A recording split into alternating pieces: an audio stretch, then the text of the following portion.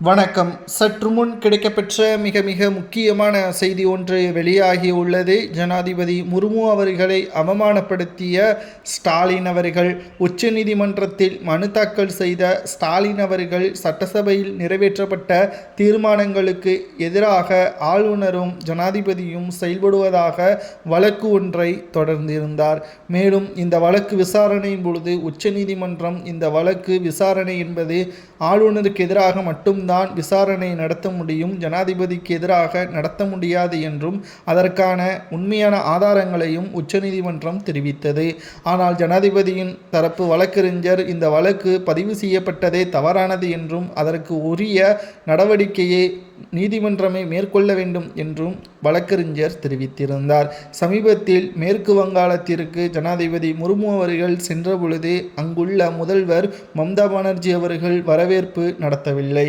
எந்த ஒரு மாநிலத்திற்கு ஜனாதிபதி சென்றாலோ அங்கு வரக்கூடிய ஜனாதிபதி அவர்களை முதலில் ஆளுநர், அதற்கு பிறகு முதலமைச்சர், அதற்கு பிறகு அமைச்சர்கள் வரவேற்க வேண்டும். இதுதான் புரோட்டோக்கால், இதுதான் சட்டத்திட்டம்.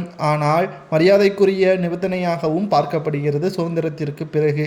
ஆனால் மேற்கு வங்காளத்தில் இது நடைபெறவில்லை.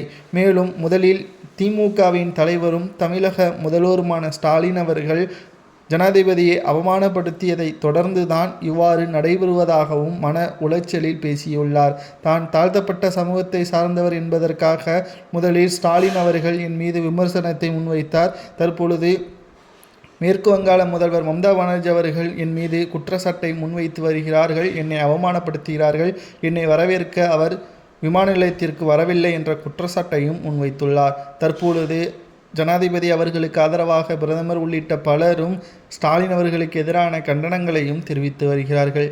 தற்பொழுது ஸ்டாலின் அவர்கள் செய்த காரணத்தினால்தான் இவ்வாறு பல்வேறு விமர்சனங்கள் முன்வைக்கப்பட்டு வருவதால் சட்டசபை தேர்தலில் இது நிச்சயம் திமுகவிற்கு தோல்வியை ஏற்படுத்தக்கூடிய ஒரு நடவடிக்கையாக பார்க்கப்படும் என்ற தகவலும் கிடைக்கப்பெற்றுள்ளது.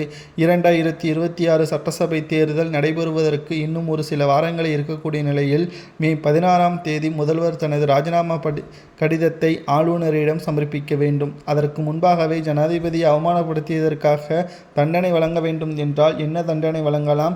நிச்சயமாக ஜனாதிபதி முர்மு அவர்களை மேற்கு வங்காள முதல்வர் மம்தா பானர்ஜி அவர்கள் வரவேற்றிருக்க வேண்டும். அதேபோல ஆளுநர் விவகாரத்தில் ஜனாதிபதியை இழுத்திருக்கக்கூடாது என்றும் தற்பொழுது சமூக வலைதளங்களில் பலரும் கூறி வருகிறார்கள். இதை பற்றி உங்களது கருத்துக்களை மறக்காம கமெண்ட் வாயிலாக கூறுங்கள். இதுபோன்ற அரசியல் செய்திகளை தெரிந்து கொள்ள நமது சேனலுக்கு மறக்காம சப்ஸ்கிரைப் மட்டும் பண்ணிடுங்க.